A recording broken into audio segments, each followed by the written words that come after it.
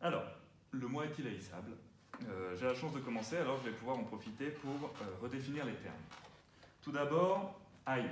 On va commencer par le plus simple. Haïr, avoir de la haine. Donc la haine s'exprime par du dégoût et de la peur pour quelque chose. Ici, ce quelque chose, c'est le moi. Alors pour définir le moi, j'aime assez la définition que donne Freud, donc c'est-à-dire le moi en trois parties, le moi, le ça et le surmoi. Tout ça forme le moi. Donc, pour ceci, Freud émet l'hypothèse d'une réalité extérieure. Mais ce n'est pas quelque chose qu'il va créer, parce qu'en faisant ça, il reprend déjà des principes très anciens qui vont même jusqu'à Aristote. Aristote qui disait cette phrase, la seule chose que je sais, c'est que je ne sais rien. Alors, on cherchera toujours à faire évoluer le moi, ne jamais rester statique. Et afin d'évoluer, il faut haïr le moi. Cependant, cela ne veut pas dire haïr l'ensemble du soi. Ça ne veut pas dire haïr le ça et le surmoi. Voilà, par exemple, comme premier exemple évident qui me vient, comme phénomène qui nous permet d'haïr le soi, c'est cette maladie qui est la dépression. Qu'est-ce que la dépression? La dépression, c'est cette volonté de changer de personnage dans cette grande pièce qu'est la vie, en fait. C'est se dire, la personne que je suis actuellement, la personne dans laquelle j'ai évolué ne me convient plus. Et c'est là qu'on va venir haïr le moi. Mais justement, si nous cherchons à évoluer, à faire changer ce moi, ce n'est pas justement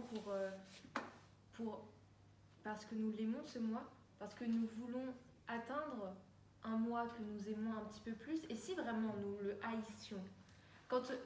Dans la définition justement du mot haïr, c'est détester, se réjouir du mal. Mais si nous nous réjouissions vraiment du mal qui pouvait arriver au moi, alors nous ne changerions pas ce moi. Nous le laisserions comme il était, c'est-à-dire peut-être haïssable, comme vous l'avez dit. Oui, mais alors là, il y a quelque chose de contradictoire, parce qu'en fait, dans cette réflexion, on part presque dans une sorte de mise en abîme du moi, une vision sur soi-même. J'avais noté ici le principe de la maïeutique, qui est ce principe justement d'une discussion avec soi-même dans des œuvres philosophiques, telles que Sénèque, il me semble, a écrit un texte important sur la maïeutique où il discute avec son moi pour montrer les points justement qu'il haït, entre autres. Et une évolution, alors je ne suis pas d'accord avec vous, parce que justement, on fait évoluer ici parce qu'on veut du nouveau. Une dépression, on ne va pas changer le moi parce qu'on aime le moi. On va le changer parce qu'il nous répugne, parce qu'il nous dégoûte, parce qu'on le haït. Et c'est pour ça qu'on va vouloir faire évoluer ce moi. Je pense qu'en fait, afin de haïr, il faut d'abord avoir cette réflexion. Parce que justement, pour revenir sur le moi et le ça, on peut haïr le moi parce que c'est par le ça qu'on va le faire. Le ça, qu'est-ce que c'est? Le ça, c'est la conscience, selon Freud.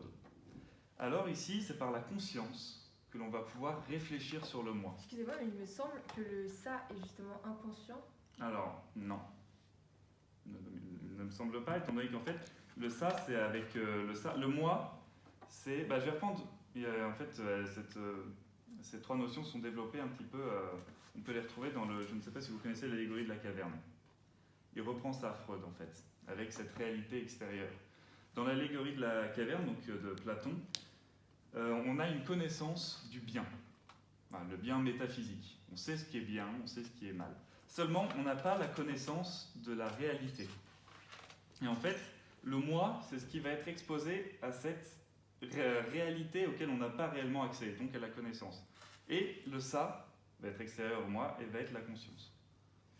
Alors, excusez-moi, je vous coupe, mais j'ai l'impression, justement, de ce que j'ai appris sur Freud, le ça, justement, c'est inconscient, c'est des pulsions. Les pulsions Eros et Thanatos, qui vont être traduites par le surmoi. Le surmoi, ça va être les normes sociétales, parentales et morales. Ce qui va donner le moi.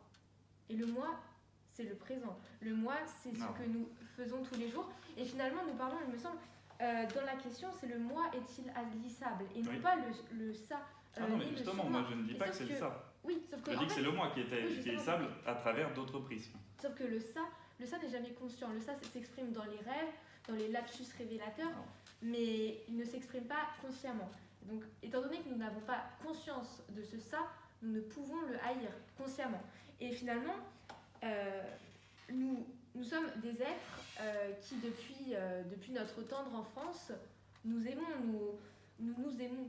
Nous aimons le moi, parce que regardez un enfant par exemple, on va lui apprendre des normes morales. Voilà, nous parlons du surmoi. Oui, là c'est sur le surmoi justement. Avant d'aller là-dessus, j'aimerais revenir, parce que là vous vous écartez beaucoup. Ah non, mais attendez, revenir juste un petit peu sur le ça. Laissez. Parce que vous parlez du ça en disant justement qu'on ne peut pas se haïr, enfin qu'on se haït, on ne peut pas se haïr consciemment avec le ça. D'accord. Mais là, on ne parle pas dans cette question de se haïr forcément consciemment. On peut même très bien parler d'inconscience. Parce que les sentiments finalement, justement, comme vous l'avez dit, que les sentiments, c'est pas directement relié toujours à la conscience. Ça peut être parfois quelque chose de plus profond, qui s'exprime là, et vous ne pouvez pas me contredire, dans le ça. Oui. Très bien. Mais alors, ces sentiments, oui, mais même vous parlez de rêve, de l'inconscient. L'inconscient, c'est le développement justement de pulsions et de sentiments que l'on va avoir. C'est ce qui fait la base de notre être. Ça, là-dessus non plus, je ne pense pas que vous puissiez me contredire. Et alors, c'est grâce à ça et ces sentiments qu'on va pouvoir amener ce jugement sur le moi et s'en dégoûter. Mais allez-y, continuez sur le son moi. Oui, j'étais justement en train de parler de l'enfance. L'enfance, donc dès notre tendre enfance, nous apprenons, je parlais du surmoi pour parler de notre éducation, notre éducation, nos parents nous apprennent à partager avec les autres enfants. Parce que nous sommes généralement plus généreux avec nous-mêmes quand on est un enfant qu'avec les autres. C'est pour ça qu'on a besoin d'un élément extérieur. Donc voilà, on apprend dans notre tendre enfance à partager avec les autres parce qu'on s'aime plus, qu'on aime les autres. C'est pour ça que justement on a envie de se faire plaisir, on a envie de profiter. Et puis même, par exemple, je vais citer un verset de la Bible, tu aimeras ton prochain comme toi-même. C'est bien la preuve que nous nous aimons nous-mêmes. Mais aussi, si nous reprenons le mot haïr, voilà, le mot haïr, il va s'opposer au mot aimer. Et par exemple, nous avons un défaut qui est le narcissisme. Le narcissisme, c'est quand nous nous aimons trop. Néanmoins, il n'y a pas d'antonyme au mot narcissisme dans le dictionnaire français. C'est bien la preuve qu'il n'y a pas de mot pour décrire que nous nous haïssons. Donc la dépression n'est pas... La dépression, elle peut être exprimée par la scarification. Et cette scarification, c'est une incapacité pour des personnes à mettre des mots sur leur souffrance. Et ils se font mal justement par un psychiatre qui s'appelle André Anouilh. C'est pas du tout ça. Oui, je me disais que oui.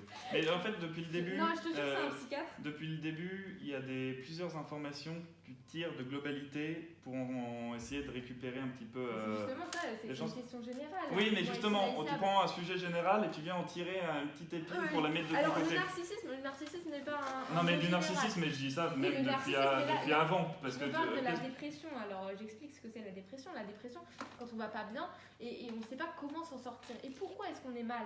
On est mal parce qu'on ne sait pas comment aller mieux. On ne sait pas comment justement, faire. Alors déjà, plusieurs choses. Là, pour revenir très rapidement, puis après on va essayer de clore ça. Mais très rapidement, tu t'as parlé de partage et de aimer son prochain comme soi-même. Sauf qu'aujourd'hui, on est dans une société où justement l'autre fait partie entière du moi, parce qu'on est très impacté par le regard de l'autre, par comment est-ce que l'autre va nous percevoir. Et parfois même, ce haïr peut se faire à travers ce regard-là. C'est-à-dire, on n'aime pas que les gens nous voient comme ça, et on n'aime pas la personne, parce qu'aujourd'hui, on peut vraiment dire que le moi, c'est un mélange en fait de soi et de l'autre. Et donc c'est pour ça que... après, là aussi, c'est une généralité, vous m'avez... Ah oui, mais c'est une généralité, mais que je prends dans sa globalité. Je prends vraiment, alors que vous plutôt... Non, mais peu importe. Je pense qu'on va essayer d'arrêter le débat là. Ouais. Okay. Bon.